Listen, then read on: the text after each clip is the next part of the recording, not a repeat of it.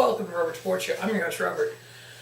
The first NXT TakeOver of 2017, NXT TakeOver San Antonio. One word to describe this show: glorious. It's a glorious show. Glorious show. Video's a little later than the show. I actually just finished watching it on Sunday morning. We're about 8 hours from the start of the Royal Rumble. So I just finished watching TakeOver. I'm going to do the review here. Hopefully, once this review is up, I'll have the review of the Royal Rumble right behind it. So we'll go down this card a little bit. Predictability. There's a lot of predictable moments here. The win and loss was for NXT is quite predictable. They're great matches, don't get me wrong. But who I thought would win when I did my preview actually did win. But other than that, it was great. It was a glorious show. First off, we had Ty Dillinger versus Eric Young. Eric Young obviously coming out with Sanity. As we all know, Sanity likes to get involved. They got involved a little bit. It was actually Sanity minus Nikki Cross. I guess she was backstage getting ready for her NXT Women's title match. Alexander Wolf, a couple of spots got involved. Ty Dillinger.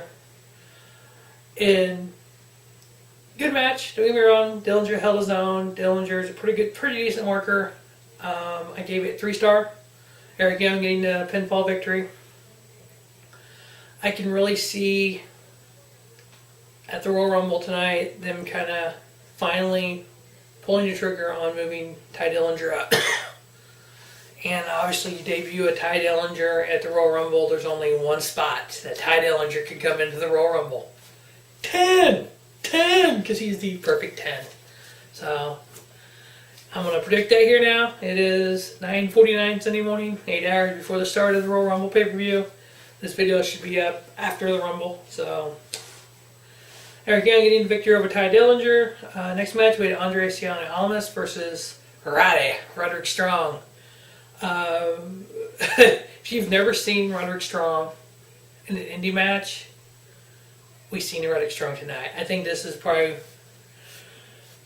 a really good. That's what I'm looking for here.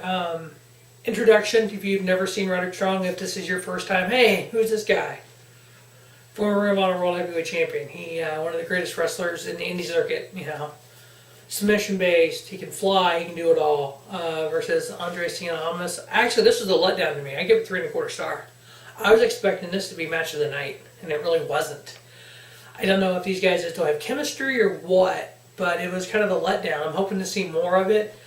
I like both guys. I like Andre Cien Almas. I think he's a great wrestler. I like the character, and I kind of what they're doing with his ability in the ring.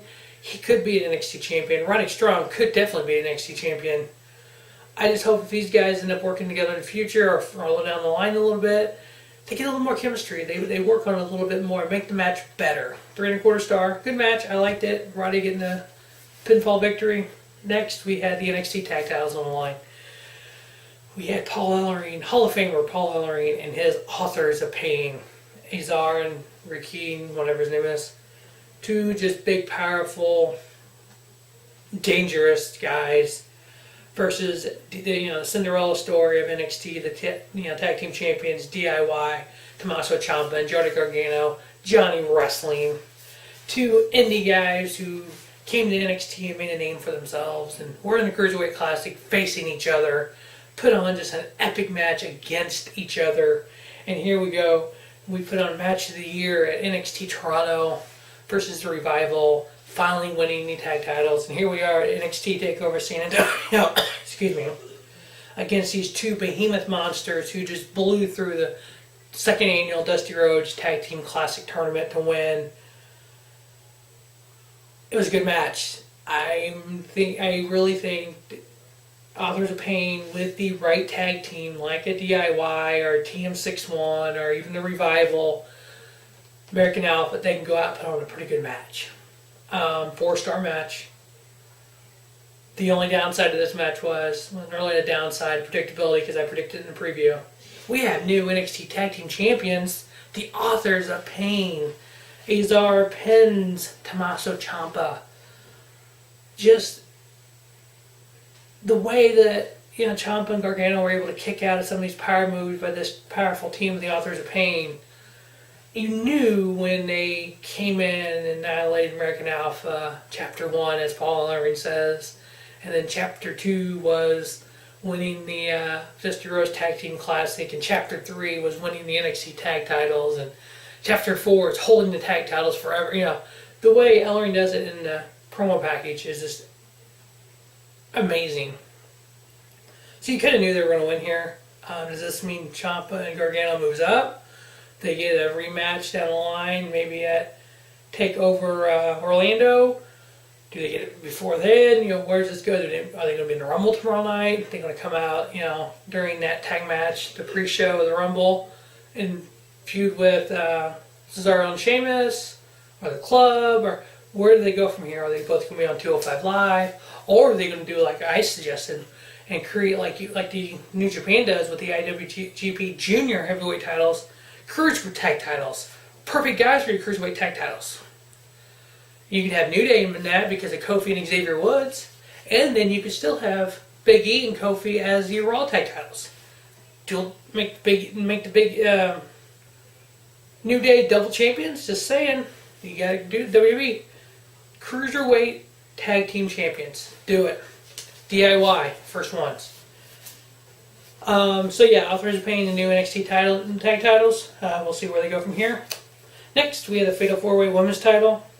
Actually, very, very letdown for me. We had Nikki Cross versus Billie Kay versus Peyton Royce versus Asuka, the undefeated Asuka.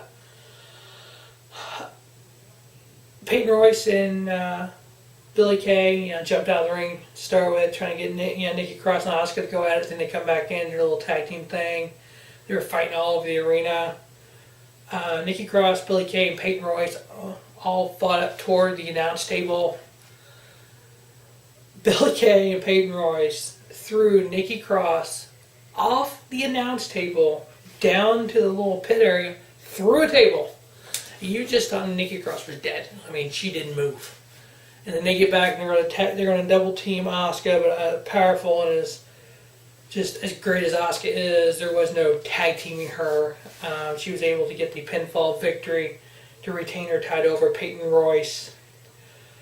Where we go from here with Asuka, I think you keep her undefeated until TakeOver Orlando, which would be a year for her as holding the title. She got it last year, TakeOver Dallas. Have her lose it to an Ember Moon. Peyton Royce, maybe somebody that you can build upon. If you don't think that's the time for them, just leave it on her. Let her have a 400 or 500 day title run undefeated. Let her just blow through NXT. Make Peyton Royce, Billie Kay, Ember Moon, Liv Morgan. Make her make these women better. But Asuka retaining her women's title in the Fatal 4-Way in the 3-star match. Main event, NXT title line, champion two-time NXT champion Shinsuke Nakamura versus the glorious Bobby Roode. Holy shit, before this match, before the women's match, we had a surprise guest appearing on NXT TakeOver. Seth freaking Rollins comes out, calling out Triple H. Tripp came out on the entranceway and was this standoff almost with Seth Rollins. And of course, Tripp called out security guards, come out and take Seth Rollins out of the building. Seth takes out a few of them. Obviously 8 people against 1. They looked like indie wrestlers, like the house show roster guys, because they were buff guys. They ended up taking Seth Rollins out of the building. Of course, the crowd was losing their shit when Seth Rollins showed up. The fact that Tripp came out, I'm like, you're setting up a WrestleMania match. NXT TakeOver San Antonio. Oh my God, how great is that? So yeah, we had that had to happen. But anyway, back to the main event. NXT title, Bobby Roode versus Shinsuke Nakamura. Started off slow, you knew, okay, starting off, it's going to get some time. Obviously, watching it delayed, I knew how much time was left. I knew it was getting some time. Start watching it. Great match. Shinsuke go does a move off the apron, and when he dives off the top rope on the Rude, he hits his knee on the apron and then on the ground. You thought he messed his knee up. I mean, Trainer came out and everything, and you're like, oh, this is not good. Holy crap. They cannot end this a great match this way. He tells the Trainer, I can go. He gets back in the ring. First thing Rude does, puts him in a half Boston Crab and just starts beating on the knee. You're like, Shinsuke's not going to tap. I don't think Shinsuke Nakamura knows how to tap. William Regal, I guess, is off with an illness or something. So Matt Bloom, the head trainer, was the acting general manager. He comes to the ringside. You're like, no, he cannot stop this. No, you can't do this. They're going to pull a Montreal screwdriver here on Nakamura. Luckily they didn't, thankfully. But you had Nakamura get out of that. You had him hit the Shushaka, whatever the hell that move is. I can't say it. I can't say it like Corey Graves can say it. Shinsasha or whatever. Kinsasha. He hits it. Rude was out. Nakamura couldn't get up his knee. You're like, okay, they're going to stop this match. What are they going to do? Rude gets up. Hits him with a clothesline. Quick DDT. Nakamura kicked out. You're like, holy crap, how's he doing this? Finally, DDT. Pin. New NXT champion. The glorious Bobby Roode. The NXT title becomes glorious. I was fine with whoever won this, but now I think Nakamura will be in the Rumble tonight. Bobby Roode, move him, just let him just be a freaking NXT champion forever. I'm fine with that. Him and Roddy. Okay, TV will explode. Him and Cien Almas. Oh, TV will explode. Him and any of the main guys in NXT. Bring in Adam Cole. Bring in Kenny Omega. Boom. Bring in James Storm. Instead of beer money. Bobby Roode versus James Storm for the NXT title. I'm game with that. Seen it, loved it, thought it was great. So many things you can do with Bobby Roode as your NXT champion. Maybe next year he'll get his, throughout this year, sometimes 2017, maybe 2018's Rumble or something. He'll get it moved up to the main roster. But that will wrap up the 2017 NXT TakeOver San Antonio review. Stay tuned to the Robert Sports Show. As always, this week in WWE, which will be up sometime this weekend, which doesn't include anything from the weekend's shows of TakeOver and or Rumble. It's only for the weekly stuff, so the weekend show is totally separate. Get a review of this, the Rumble review, and a lot of NASCAR stuff coming, and then the road to Elimination Chamber. As always, thanks for watching Robert Sports Show. Don't just have a great night, have a spiffy night.